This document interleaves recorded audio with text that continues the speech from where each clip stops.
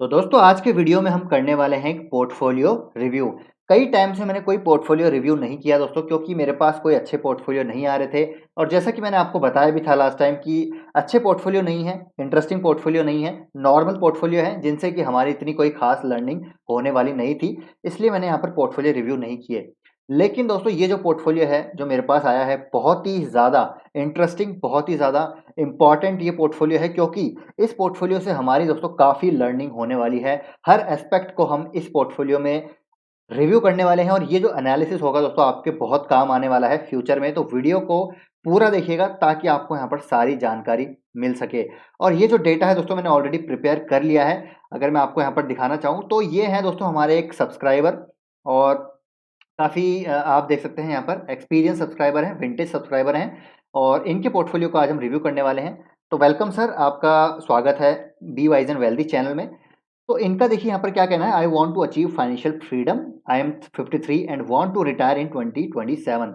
तो यहाँ से दोस्तों जो इनका टारगेट है वो 5 साल का है, अगले 5 साल में ये रिटायर होना चाहते हैं। और जो है ये एक्सपीरियंस्ड एंड विंटेज भी हो चुके हैं मार्केट में, और ये सेल्फ एम्प्लॉयड हैं। तो इनका कहना है कि ये इन्वेस्ट कर सकते हैं 25,000 per month for 5 years. Total amount needed for my financial freedom is 4 crore. अभी पूरा डेटा मैंने प्रिपेयर कर लिया है, पूरा दोस्तों आपको यहाँ पर मैं समझाने वाला हूँ। एंड सर आपको यहाँ पर मैं मेरा देखिए, मेरा थॉट प्रोसेस, जो मेरा एक्सपीरियंस है, मेरा जो मार्केट में अनुभव है वो मैं शेयर करूँगा। हालांकि आप काफ़ी विंटेज है, तो I may not be live up to your expectation, but I will try my best. I have my own house. I have 20 lakh PPF, 5 lakh in gold, 10 lakh in FD, and this is insurance, term policy, cash in hand भी है, and 40 lakh in equity. Started investing in market since जनवरी 2020, यानी कि crash से पहले इन्होंने यहाँ पर invest करना चालू कर दिया था। तो चलिए यहाँ पर अब हम चलते हैं इस डेटा पे जो मैंने ऑलरेडी प्रिपेयर कर लिया, और यहाँ पर एक एक करके बात करते हैं यहाँ पर हर एस्पेक्ट पे। तो सबसे पहले मैं ये कहना चाहूँगा, देखिए डेटा पे चलने से पहले, कि इनकी एज जो है 53 है। तो सर की एज 53 है। तो यहाँ पर अगर हम एक जनरल थंब रूल लेके चलते हैं, और वो है कि 100 माइनस एज हम करते हैं यहाँ पर जनरल थंब रूल है। हालांकि ये हर किसी के लिए, इंडिविजुअल के लिए अलग हो सकता है as per the risk appetite. अब जैसे सर ने बोला है कि सर जो है एक सेल्फ एम्प्लॉयड है, तो इनकी जो सोर्स ऑफ इनकम है वो रेगुलर भी हो सकती है, नहीं भी हो सकती है, एक इकट्ठा भी इनके पास पैसा आ सकता है। तो हर इंडिविजुअल अलग है, लेकिन एक जनरल थंब रूल के हिसाब से बात करें तो 100 माइनस एज की अगर हम बात करते हैं तो इनकी एज 53 है। तो यहाँ पर 47% जनरल थंब रूल के हिसाब से इनका इक्विटी में रहना चाहिए। ये हो गई पहली चीज़। मैं यहाँ पर दूसरी शीट ओपन कर लेता हूँ, एक-एक करके समझाता हूँ। तो पहला हो गया, 100 माइनस एज अगर हम करते हैं तो यहाँ पर इक्विटी में होना चाहिए 47%, राउंड ऑफ में हम कर लेते हैं इसको 50%। ठीक है, 50%। सेकंड, यहाँ पर टाइम होराइज़न कितना है? तो टाइम होराइज़न की बात करें तो सर का जो टाइम होराइज़न है यहाँ पर शॉर्टर ड्यूरेशन का है। तो शॉर्टर ड्यूरेशन का मतलब 5 साल, मेरे को लगता है कि शॉर्टर ड्यूरेशन ही है। अगर 10 साल, 12 साल, 8 साल, 10 साल है तो वो लॉन्गर ड्यूरेशन हो जाता है, लेकिन 5 साल काइंड ऑफ शॉर्टर ड्यूरेशन ही मैं यहाँ पर मानता हूँ। तो शॉर्टर ड्यूरेशन में मेरे हिसाब से, और जो जनरल यहाँ पर थॉट प्रोसेस है वो ये है कि अगर शॉर्टर ड्यूरेशन में आपका शॉर्टर ड्यूरेशन का आपका पीरियड है, होराइजन है, तो वहाँ पर डेट में ज़्यादा आपको इन्वेस्ट करना चाहिए। यानी कि डेट इंस्ट्रूमेंट जो भी हैं, फिक्स्ड इनकम सिक्योरिटीज़ में जो भी हैं, अगर लॉन्गर ड्यूरेशन है तो डेफिनेटली इक्विटी का पार्ट आप यहाँ पर ज़्यादा रख सकते हैं। दूसरा ये हो गया टाइम जोन का एंड एज का। ठीक है, टाइम जोन का। थर्ड है कितने आपके डिपेंडेंट्स हैं, मतलब कौन कौन आप पे डिपेंडेंट है। अगर आपके कोई चिल्ड्रन हैं, या फिर ग्रैंडसन है, ग्रैंड डॉटर है, या फिर आपके जो भी हैं, तो वो कितने डिपेंडेंट्स हैं आपके, और कितना डिपेंडेंट वो आप पे करते हैं। तो वो चीज़ भी आपको देखनी पड़ेगी, उस हिसाब से आपको यहाँ पर अलोकेशन लेना पड़ेगा। Asset allocation is most important. तो ये थर्ड हो गया। फोर्थ हो गया यहाँ पर रिस्क प्रोफाइल, कैसी है आपकी रिस्क प्रोफाइल। तो यहाँ पर 3 तरह की रिस्क प्रोफाइल के हम हमेशा कंसिडर करते हैं। एक तो है कंजर्वेटिव, दूसरा है मॉडरेट, और तीसरा है एग्रेसिव। तो कंजर्वेटिव की बात करें तो कंजर्वेटिव में होता क्या है कि अगर आप कंजर्वेटिव, आपका रिस्क एपेटाइट है, रिस्क प्रोफाइल है, तो आपको 70% वहाँ पर डेट में रखना चाहिए। ये आपको डिसाइड करना पड़ेगा आपका जो रिस्क प्रोफाइल है वो कैसा है। अगर आप मॉडरेट हैं तो वहाँ पर आप बैलेंस्ड अप्रोच के साथ चल सकते हैं, 50% इन डेट, 50% इन इक्विटी। ठीक है। अग्रेसिव है, अग्रेसिव यानी कि अगर आप यहाँ पर रिस्क ले सकते हैं, आपकी रिस्क प्रोफाइल अच्छी है, एपेटाइट अच्छी है, तो आप 70 टू जो है 70 टू 80% 70 to 80% आप यहाँ पर इक्विटीज़ में रख सकते हैं। तो आई होप यहाँ पर आपको समझ में आ गया हो कैसे आपको डिसाइड करना है। पहला आपका एज का डिसाइड करना है, एज कितनी है उस हिसाब से आपकी रिस्क प्रोफाइल भी डिपेंड करती है, ये दोनों इंटर रिलेटेड है, age plus risk profile. Second अगर हम बात करते हैं तो टाइम ड्यूरेशन आपका शॉर्ट ड्यूरेशन है, तो यहाँ पर अगेन डेट में आपको ज़्यादा एम्फेसाइज मतलब फोकस करना चाहिए। थर्ड यहाँ पर हम बात करें तो डिपेंडेंट्स अगर आपके हैं तो वो उस हिसाब से आप देखिए कि आपको यहाँ पर कितनी इनकम की रिक्वायरमेंट होगी मंथ ऑन मंथ, ताकि आप उनका भी यहाँ पर they you can look after them as well. और फोर्थ अगर हम बात करें तो रिस्क प्रोफाइल आपकी क्या है, कंजर्वेटिव है, मॉडरेट है या एग्रेसिव है, ये आपको डिसाइड करना पड़ेगा। कंजर्वेटिव है तो आप यहाँ पर 70% के आसपास डेट में रख सकते हैं। अभी मैं पूरा यहाँ पर मैं आपको समझाने की कोशिश करूँगा, ये मैं आपको सिर्फ एक जनरल ओवरव्यू दे रहा हूँ कि आप कैसे यहाँ पर डिसाइड कर सकते हैं, कैसे अपने एसेट एलोकेशन को यहाँ पर बैलेंस कर सकते हैं। मॉडरेट है तो 50% equities and debt and 70 to 80% आपका यहाँ पर इक्विटीज में। अगर आप एग्रेसिव रिस्क प्रोफाइल है आपकी, एपेटाइट अच्छा है आपका, जैसे आपने बोला कि यहाँ पर आप सेल्फ एम्प्लॉयड हैं तो उस हिसाब से यहाँ पर आप डिसाइड कर सकते हैं। तो ये हो गया एक एक एस्पेक्ट। अब यहाँ पर हम दूसरे एस्पेक्ट पे बात करेंगे कि आपका टारगेट है 4 करोड़ का, ठीक है। अगर आप अब यहाँ पर आपके पास एसेट एलोकेशन है, डाइवर्सिफिकेशन है, दिस इज वेरी गुड कि आपने पीपीएफ में भी रखा है, आपने यहाँ पर जो है कैश इन हैंड रखा हुआ है, एंड एफडी में भी आपका और गोल्ड में भी है। तो आपका डाइवर्सिफिकेशन यहाँ पर अच्छी तरीके से, एसेट एलोकेशन आपने अच्छी तरीके से कर रखा है, सो दिस इज गुड। अब हम क्वेश्चन, अब यहाँ पर ग्रीन मैंने क्यों कर रखा है, इनको ग्रीन इसलिए कर रखा है कि दीज आर सेफ इन्वेस्टमेंट। अगर आप पीपीएफ में इन्वेस्टेड हैं तो you will get fixed amount of returns, या फिर आप कह सकते हैं कि आपका एक्सपेक्टेशन जो है उसके अकॉर्डिंग आपको वहाँ पर रिटर्न मिल जाएगा। सेकंड है कैश इन हैंड, तो यहाँ पर कैश इन हैंड है तो वो कैश इन हैंड रहेगा। अगर आप डिप्लॉय करते हैं कहीं then it's a different thing, but आपका कैश इन हैंड तो ये सेफ है, यानी कि आपके सेविंग अकाउंट में आप मान लीजिए कि आपका लिक्विड इनकम है, ये सेविंग अकाउंट में पड़ा हुआ आपका। ये एफडी है आपका यहाँ पर 10 लाख का, तो ये भी आपका एक फिक्स्ड इनकम सिक्योरिटी है, तो ये भी सेफ अमाउंट है, इसलिए मैंने ग्रीन हाईलाइट इसको कर रखा है। तो हम मान के चलते हैं इधर, यहाँ पर आपका 20 लाख का जो पीपीएफ है वो मैच्योर होता है 5 साल के बाद, तो आपका इंटरेस्ट रेट यहाँ पर पीपीएफ में, हाँ, यहाँ पर हम कंसिडर करके चलते हैं 7.5% पर एनम। तो आपका जो 20 लाख है 5 साल में यहाँ पर आपका 29 लाख हो जाएगा, ठीक है, 29 लाख हो जाएगा, और ये काफ़ी अच्छा इन्वेस्टमेंट है एट दिस एज। आपका पीपीएफ में अगर अमाउंट है तो you should not over withdraw it, and you should continue with that, ठीक है। तो ये हो गया आपका 7.5 इंटरेस्ट रेट के हिसाब से 29 लाख। तो और ये टैक्स एफिशिएंट भी है, तो यहाँ पर आपका वो बेनिफिट और है। अब यहाँ पर एफडी की बात करें तो एफडी में अगर आप देखें तो एफडी में आपका 10 लाख है, और अगर हम कंसिडर करके चले 5.5 अप्रॉक्स 5 साल में, तो आपका यहाँ पर 13 लाख बन जाएगा। मतलब 5.5 अप्रॉक्स इसलिए कंसिडर किया है क्योंकि मैंने 5 टर्म की जो एफडी रेट्स हैं, 5 ईयर टर्म के जो एफडी रेट्स है वो अराउंड 5.5 से 6 के आसपास है, मतलब नीचे ही है इनफैक्ट। लेकिन अगर आप 10 ईयर्स तक जाते हैं तो वो 6.25 तक भी जा सकता है इंटरेस्ट रेट, लेकिन हम 5 साल का चल रहे हैं क्योंकि आपका टारगेट यहाँ पर 5 साल में 4 करोड़ का है। तो यहाँ पर हम मान के चलते हैं ये 13 लाख आपके पास आ गए। और गोल्ड भी हम कंसिडर कर सकते हैं सेफ इन्वेस्टमेंट है, ठीक है, कंसिडर कर सकते हैं सेफ इन्वेस्टमेंट है। हालांकि वॉलेटाइल रह सकती है ये भी, बिकॉज ऑफ ग्लोबल फैक्टर्स, यहाँ पर कमोडिटी है तो ये भी वॉलेटाइल रहता है। तो हम कंसिडर कर रहे हैं 5 ईयर्स में आपके यहाँ पर 9% अप्रॉक्स, पास्ट ट्रेंड के अकॉर्डिंग हम चले तो 9% अप्रॉक्स यहाँ पर आप रिटर्न एक्सपेक्ट कर सकते हैं, क्योंकि over the longer period of time what we have seen is 8 to 10% के आसपास हमको यहाँ पर रिटर्न देखने को मिले हैं गोल्ड के लास्ट 10 सालों में या 15 सालों में। तो आपका 5 लाख यहाँ पर 8 लाख हो जाता है। तो अगर ये तो हो गया आपका सेफ इन्वेस्टमेंट, यहाँ तीनों का ये होता है करीब करीब आपका 29 लाख, 8 लाख, 13 लाख, 50 लाख के आसपास है, ये अमाउंट आपका हो गया, ये सेफ है, ये सेफ है। लेकिन अब आपका टारगेट है 4 करोड़ का, तो बाकी का जो होगा आपका, जो इक्विटी में है, जो आपका इक्विटी इन्वेस्टमेंट आप करना चाहते हैं 25,000 जो आप 5 साल में यहाँ पर इन्वेस्ट करना चाहते हैं थ्रू एसआईपी वे, ये भी इक्विटी इन्वेस्टिंग है, और यहाँ पर 40 लाख का आपका इक्विटी में है, और ये कैश इन हैंड है। इसको आप डिप्लॉय करेंगे तो वो बात अलग है, लेकिन हम इसको भी कंसिडर कर लेते हैं। तो ये टोटल होता है आपका, होता है 63,50,000। तो यहाँ पर मैं आपको कहना चाहूँगा, देखिए पहले बात तो आपका अगर एज की हम बात करें तो you are going to retire in next 5 years. तो यहाँ पर मैं आपको कहना चाहूँगा, अगर आपका जो सेफ इन्वेस्टमेंट है वो करीब करीब मान के चलिए आप यहाँ पर 20 लाख है, गोल्ड में एफडी में यहाँ पर 30 लाख है, गोल्ड में 5 लाख है, एंड कैश इन हैंड को भी चले मान लेते हैं आप डिप्लॉय नहीं करते, तो यहाँ पर आपका 43 लाख 43 लाख के आसपास आपका सेफ इन्वेस्टमेंट है। बाकी 40 लाख एंड अगर 15 लाख को भी हम यहाँ पर कंसिडर कर लेते हैं तो 55 लाख आपका इक्विटी में इन्वेस्टमेंट है।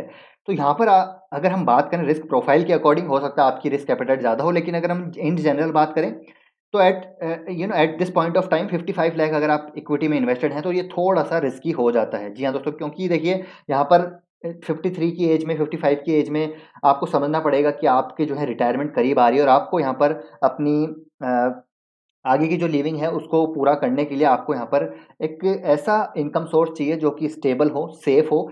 इक्विटी बहुत ही ज़्यादा वॉलेटाइल रह सकती है, मैक्रो इकोनॉमिक फैक्टर्स की वजह से आपको यहाँ पर बहुत ज़्यादा वॉलेटिलिटी देखने को मिलती है, और equity is naturally volatile class और रिस्की क्लास, ठीक है, थोड़ा सा रिस्क यहाँ पर रहता है।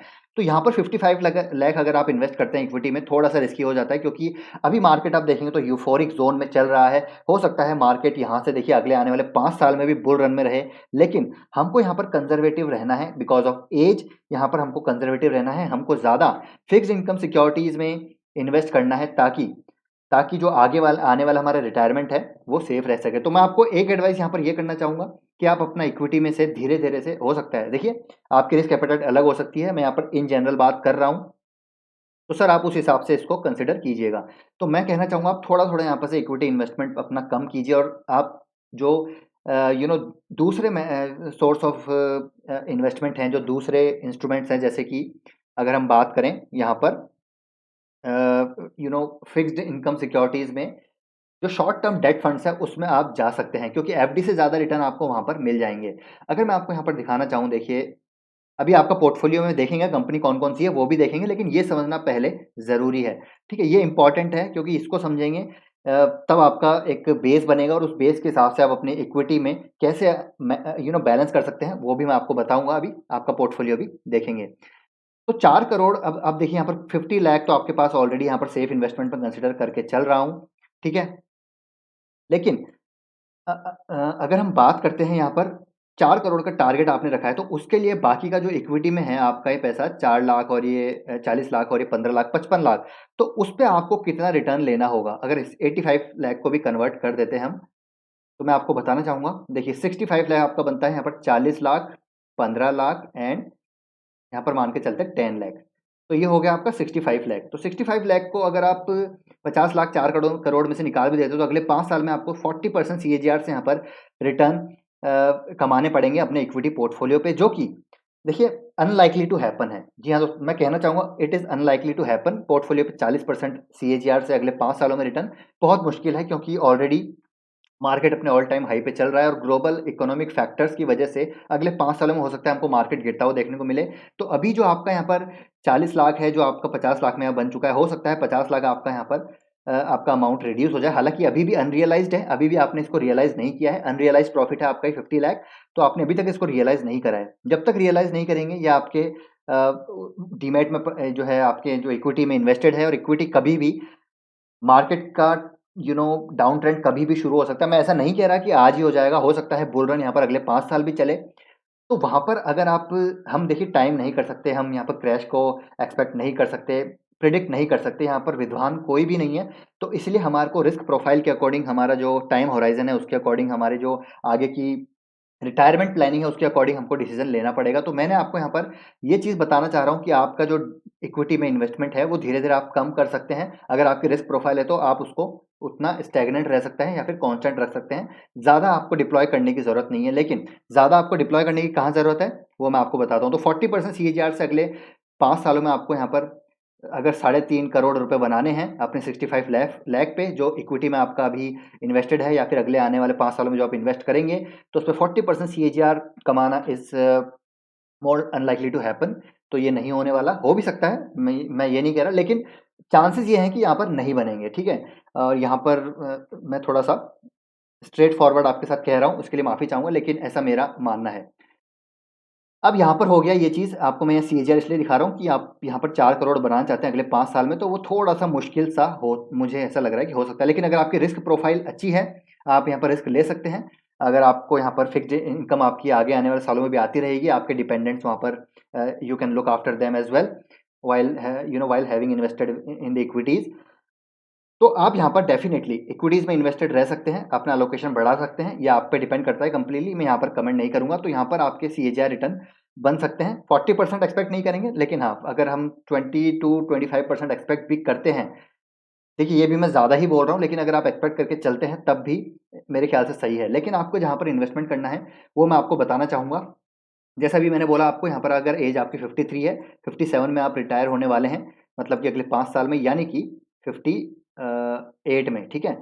तो यहाँ पर आपको धीरे-धीरे अपना एलोकेशन शिफ्ट करना चाहिए, डेट इंस्ट्रूमेंट्स में आपको जाना चाहिए। मेरे ख्याल से जो आपका यहाँ पर ये जो मंथली कैश फ्लोज़ आएँगे, उसको आपको रीडिप्लॉय करना चाहिए शॉर्ट टर्म डेट फंड्स में, जहाँ पर आपको एफडी से ज़्यादा रिटर्न मिलेगा और वो सेफेस्ट रिटर्न आपको बना के देंगे। अगर मैं आपको बताना चाहूँ यहाँ पर क्या ऑप्शंस हैं, तो ऑप्शंस देखेंगे आप, तो यहाँ पर कई सारे शॉर्ट डेट जो हैं, शॉर्ट टर्म फंड्स हैं, जो कि बेसिकली डेट इंस्ट्रूमेंट्स में जो गवर्नमेंट सिक्योरिटीज़ होते हैं, जो बॉन्ड्स होते हैं और जो कॉर्पोरेट लोन्स होते हैं, उन पे इन्वेस्टमेंट किया जाता है, तो वो सिक्योर होते हैं। 95% इनका गवर्नमेंट सिक्योरिटीज़ में इन्वेस्टमेंट रहता है, बॉन्ड्स पे इन्वेस्टमेंट रहता है, और जो दूसरे तरह के सिक्योरिटीज़ होती हैं, जो सेफेस्ट सिक्योरिटीज़ होती है, उनमें इन्वेस्टमेंट रहता है। बाकी 4-5% ये इधर-उधर कर देते हैं, उसमें कोई प्रॉब्लम नहीं है। लेकिन अगर आप देखें आईसीआईसीआई प्रूडेंशियल शॉर्ट टर्म का अगर रिटर्न पर एनम 8%, 8.5% के आसपास चल रहा है, ठीक है?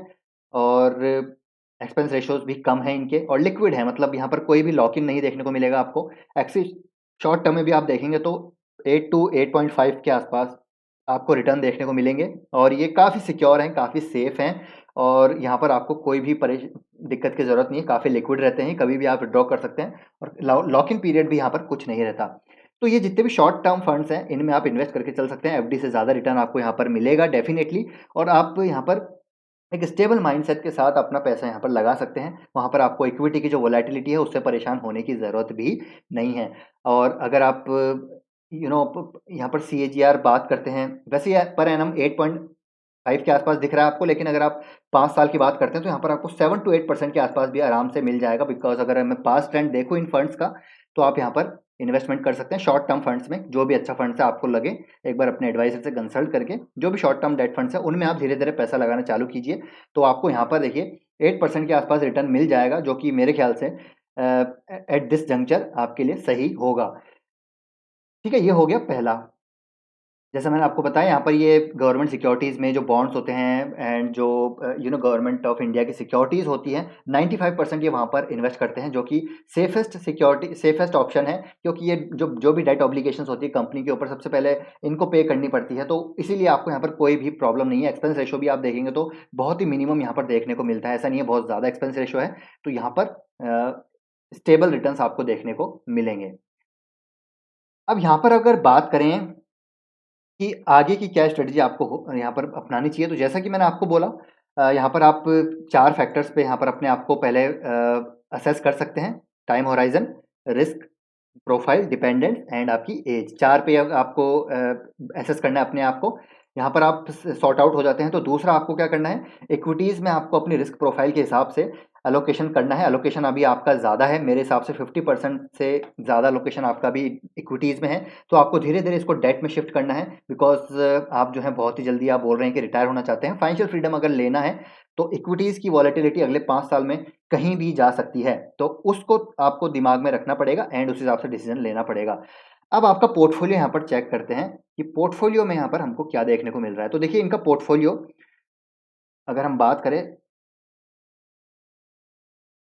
देखिए इनका पोर्टफोलियो यहाँ पर 40 लाख का पोर्टफोलियो है। अभी इनकी करंट वैल्यू जो है करीब 52 लाख की है। अभी इनका जो रिटर्न बन रहे हैं वो अराउंड 28% के आसपास हैं। तो अच्छे रिटर्न इन्होंने बनाए, क्योंकि जनवरी 2020 में इन्होंने इन्वेस्टमेंट करना चालू कर दिया था क्रैश से पहले, और आई होप इन्होंने पैसा वहाँ पर विथड्रॉ नहीं किया है, तो इनकी इन्वेस्टमेंट यहाँ से अच्छी ग्रो हो रही है। अब यहाँ पर हम चलते हैं, इनके पोर्टफोलियो को रिव्यू करते हैं। मैस्टेक अगेन बहुत ही अच्छी कंपनी है मैस्टेक, कोई प्रॉब्लम नहीं है इसमें, आप इसमें इन्वेस्टेड रहिए। मुथूट फाइनेंस, अब यहाँ पर कंपनीज जो भी इन्होंने, मैंने पहले ही चेक कर ली, कंपनीज इनकी जो भी है बहुत ही अच्छी है, और एलोकेशन भी इनका प्रॉपर्ली यहाँ पर है हर कंपनी में, और बिल्कुल मतलब आप कह सकते हैं कि रिस्क से बिल्कुल दूर तक इन कंपनीज का कोई नाता नहीं है। थोड़ा सेक्टर वाइज हमको जरूर यहाँ पर वोलेटाइल देखने को मिलता है, लेकिन कंपनीज अच्छी है। मैस्टेक बहुत अच्छा है आईटी सेक्टर का, Muthoot finance. Nestle India again consistent, Newgen software एक स्मॉल कैप कंपनी है आईटी सेक्टर में, इन्होंने ज़्यादा यहाँ पर एलोकेशन दिया नहीं है टीसीएस इन्फोसिस को, लेकिन हाँ न्यूजेन भी अच्छी कंपनी है। बेसिकली ये भी एंड टू एंड जो सॉफ्टवेयर सोल्यूशंस है कंपनी प्रोवाइड करती है, मतलब जितनी भी सॉफ्टवेयर सर्विसेज हैं फ्रॉम वर्क फ्लो ऑटोमेशन से लेकर डॉक्यूमेंट मैनेजमेंट इमेजिंग तक ये सब प्रोवाइड करते हैं। और कंपनी अच्छी है, इनके पास आई थिंक 40 से ज़्यादा पेटेंट भी हैं, तो ये कंपनी भी अच्छी है, ऐसी कोई प्रॉब्लम नहीं है। एस्ट्रल अगेन लीडर है, इसमें भी आप करीब आपका 30 यहाँ पर 32 लाख इन्वेस्टमेंट है, 3,22,000 सॉरी, 3,22,000 यहाँ पर आपका इन्वेस्टमेंट है। यहाँ पर आपके रिटर्न्स अच्छे खासे बनेंगे फ्यूचर में। Bajaj Finserv, no need for introduction. Bajaj finance, आपका यहाँ पर बजाज फाइनेंस में एलोकेशन कम है, तो आपका एवरेज प्राइस है वो 4400 था, तो आपको यहाँ पर और एवरेज अप करना चाहिए था, लेकिन स्टिल अगर आप इसमें इन्वेस्ट करना चाहते हैं अपना लोकेशन बढ़ा सकते हैं बजाज फाइनेंस में। पीडीलाइट आपके पास 110 क्वांटिटी है, बढ़िया है, कोई प्रॉब्लम नहीं है। राज रतन ग्लोबल वायर एक स्मॉल कैप कंपनी है, अभी एक ग्रोइंग फेज में है, तो इसमें भी आप बने रह सकते हैं, कोई इशू नहीं है। टाटा कंज्यूमर एफएमसीजी की एक बहुत ही इमर्जिंग कंपनी ये बन सकती है। टाटा कंज्यूमर, टाटा एलेक्साई बहुत ही शानदार ईवी को आप यहाँ पर प्ले कर रहे हैं विद सॉफ्टवेयर कंपनी टाटा एलेक्साई, बहुत ही बढ़िया कंपनी है, कोई प्रॉब्लम नहीं है। सारेगामा भी बहुत अच्छी कंपनी है, कोई प्रॉब्लम यहाँ पर मुझे नज़र नहीं आती, इसमें भी आप इन्वेस्टेड रह सकते हैं। सॉवरेन गोल्ड बॉन्ड्स में इन्होंने इन्वेस्टमेंट किया है, जैसे इन्होंने बताया कि इनका एसजीबी में भी इन्वेस्टमेंट है एंड फिजिकल गोल्ड में भी इन्वेस्टमेंट है, तो यहाँ पर आप बने रह सकते हैं। एसेट एलोकेशन बहुत इंपॉर्टेंट है, डाइवर्सिफिकेशन बहुत इंपॉर्टेंट है, ये हम ऑलरेडी कवर कर चुके हैं। Tata Consumer, Tata Elxsi, Divi's lab, no need to introduction. HCL Tech, no need for introduction. HDFC, Hindustan Unilever बहुत ही शानदार कंपनी है, बने रही है, कोई इशू नहीं है। जुबिलेंट इंग्रीविया अभी थोड़ी छोटी कंपनी है, लेकिन ये काफ़ी ग्रो हो सकती है जिस प्रकार के इसके प्रोडक्ट्स हैं, जिस प्रकार के ये सेक्टर में है। जुबिलेंट इंग्रीविया जुबिलेंट ग्रुप की कंपनी है और बहुत ही ज़्यादा प्रॉमिसिंग मुझे नज़र आती है। इसका वीडियो मैंने बनाया हुआ है डिटेल में, अगर आपको देखना है तो बिजनेस एनालिसिस की प्लेलिस्ट में जाकर आप हमारी जुबिलेंट इंग्रीविया की बिजनेस एनालिसिस देख सकते हैं, उसमें आपको बहुत अच्छा इंसाइट मिलेगा। बहुत अच्छी कंपनी है, आपने यहाँ पर अच्छी खासी क्वांटिटी इसकी ले रखी है। और लॉरस लैब इमर्जिंग कंपनी है, ये भी आप बने रहिए, बहुत ही अच्छी कंपनी है, ये भी अच्छे इसके प्रोस्पेक्ट हैं। तो ये है इनके पास कंपनी, ठीक है, ये सारी कंपनीज आप देखेंगे तो सारी कंपनीज अच्छी है, इनका डाइवर्सिफिकेशन भी अच्छा है, और जो क्वालिटी है कंपनी, जो क्वालिटी कंपनीज हैं वही इन्होंने पिक किया। ऐसा कोई ज़्यादा इसमें ना पैनी स्टॉक है, ना ही कुछ ज़्यादा यू नो सेक्टर वाइज मतलब sorry large cap small cap micro cap में ऐसा एलोकेशन है, तो बहुत ही अच्छी इन्होंने एलोकेशन भी दे रखा है, इन्वेस्टमेंट भी है, एंड यहाँ पर सब चीज़ यहाँ पर बैलेंस नज़र आती है इनके पोर्टफोलियो के अकॉर्डिंग। लेकिन यहाँ पर जो मेन चीज़ है वो समझने वाली बात है सर आपके लिए, कि आपको अपना यहाँ पर असेस करना है अपने आप को, यहाँ पर अपनी रिस्क प्रोफाइल, उसके हिसाब से अपना इक्विटी और डेट में एलोकेशन रखना है। डेट में आपको एलोकेशन मेरे हिसाब से बढ़ाना चाहिए, क्योंकि आपको यहाँ पर पैसा विड्रॉ करना पड़ेगा, तो वैसा विड्रॉ अगर 5 साल में आपको करना है तो धीरे धीरे आपको इन्वेस्टमेंट यहाँ पर अपनी इक्विटी से कम करके डेट इंस्ट्रूमेंट्स में ज़्यादा करनी पड़ेगी। डेट इंस्ट्रूमेंट्स मैंने आपको बता दिए कौन से हैं, जो ये शॉर्ट टर्म डेट फंड्स है, उसमें short term debt mutual funds है एक्चुअली ये, तो यहाँ पर आप जा सकते हैं, इनमें इन्वेस्टमेंट कर सकते हैं, काफ़ी सेफ एंड सिक्योर, यहाँ पर आपको रिटर्न मिलेंगे। और पीपीएफ है, सेफ है, गोल्ड है, सेफ है, एफडी सेफ है। और एफडी में हालांकि इन्फ्लेशन मैंने यहाँ पर कंसिडर नहीं किया, लेकिन अगर आप कंसिडर करते हैं तो वो भी कर सकते हैं, इतने कोई यहाँ पर बड़ी बात नहीं है। और ये जो कैश इन हैंड है आपका, कभी मार्केट अगर गिरता है, अगर आपकी रिस्क प्रोफाइल अच्छी है, रिस्क एपेटाइट अच्छी है, आगे आने वाले सालों में अगर मार्केट क्रैश करता है तो आप इसको ज़रूर क्वालिटी कंपनीज में, जब आपको वो वैल्यूएशंस अच्छे हो जाए, उनमें आप ज़रूर इन्वेस्ट कर सकते हैं। तो आई होप यहाँ पर आपका सारे डाउट सर क्लियर हो गए होंगे, आपको मैंने यहाँ पर हर एस्पेक्ट पे गाइड करने की कोशिश की है। मैंने 100% यहाँ पर जो है थॉट प्रोसेस लगाया है कि आप यहाँ पर क्या क्या कर सकते हैं, क्या क्या नहीं कर सकते हैं, आपके बाकी आप इंडिविजुअल पर डिपेंड करता है, आप यहाँ पर कैसे अपने आप को असेस करके किस हिसाब से यहाँ पर एलोकेशन कर सकते हैं। तो आपका जो टारगेट है वो अचीव डेफिनेटली हो सकता है, वो इक्विटी से ही अचीव हो सकता है, लेकिन जैसे मैंने आपको बोला इक्विटी में आपको फिर और ज़्यादा इन्वेस्टमेंट करना पड़ेगा, क्योंकि 40% सीएजीआर से अगर आप इन्वेस्टमेंट पे रिटर्न अपनी कंसिडर यहाँ पर एक्सपेक्ट कर रहे हैं तो वो थोड़ा सा मुश्किल है। जी हाँ सर, थोड़ा सा मुश्किल है, क्योंकि यहाँ पर हमको कंजर्वेटिव रहना है, यहाँ पर अग्रेसिव नहीं रहना है, और इतना ज़्यादा एक्सपेक्टेशन लेके नहीं चलनी, क्योंकि एक्सपेक्टेशन हम जितनी ज़्यादा रखेंगे उतना ज़्यादा हमको वहाँ पर हो सकता है थोड़ा सा हमारा हमको स्टेप बैक भी करना पड़े हमारी एक्सपेक्टेशंस के अकॉर्डिंग, तो उस हिसाब से आपको यहाँ पर सोच के चलना है।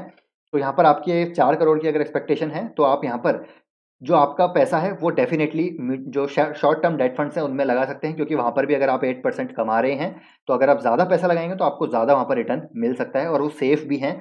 गोल्ड में भी लगा सकते हैं, इक्विटी में डेफ़िनेटली आप पैसा लगाइए, लेकिन इक्विटी जब में मार्केट में जब करेक्शन हो तब आप लगा सकते हैं। अभी आपको यहाँ पर थोड़ा-सा सेफ रहना चाहिए, क्योंकि मार्केट अपने ऑल टाइम हाइज़ पे है, थोड़ा-सा यूफ़ोरिक यहाँ पर सिचुएशन है, थोड़े से ग्लोबल फैक्टर्स भी हमको यहाँ पर कुछ ऐसे आते हुए देखने को मिल रहे हैं, जो मार्केट में पैनिक या फिर थोड़ा बहुत करेक्शन क्रिएट कर सकते हैं। हालाँकि मुझे लगता नहीं है बहुत ज़्यादा यहाँ पर मार्केट क्रैश होगा, लेकिन शॉर्ट टर्म करेक्शंस आते हुए देखने को मिलेंगे, तो उसमें आप अपना डिप्लॉय कर सकते हैं पैसा। तो आई होप ये एनालिसिस आपके लिए काफ़ी हेल्पफुल रहा होगा। अगर यहाँ पर आपके लिए एनालिसिस हेल्पफुल रहा है तो कमेंट करके ज़रूर बताइएगा सर। और फ्रेंड्स, आप लोगों को कि अगर कुछ सीखने को मिला है तो कमेंट में ज़रूर एप्रिसिएशन अपना दीजिएगा, एफर्ट को ज़रूर एप्रिशिएट कीजिएगा। और ऐसे ही अगर मुझे कुछ लर्निंगफुल पोर्टफोलियो मिले जिसमें कुछ सीखने को मिला तो आपके लिए मैं डेफिनेटली रिव्यू करूँगा, नहीं तो मैं ज़्यादा रिव्यू नहीं करता हूँ, क्योंकि वही 10-12 स्टॉक, 20 स्टॉक, 50 स्टॉक होंगे, उसको सेम चीज़ क्या रिपीट करें बार-बार, ऐसी चीज़ें होंगी तो मैं ज़रूर रिव्यू करूँगा। तो वीडियो को दोस्तों यहीं पे समाप्त करना चाहूँगा। अगर अच्छा लगा तो लाइक कीजिएगा। मिलते हैं आपसे नेक्स्ट वीडियो में। Till then take care. Bye bye.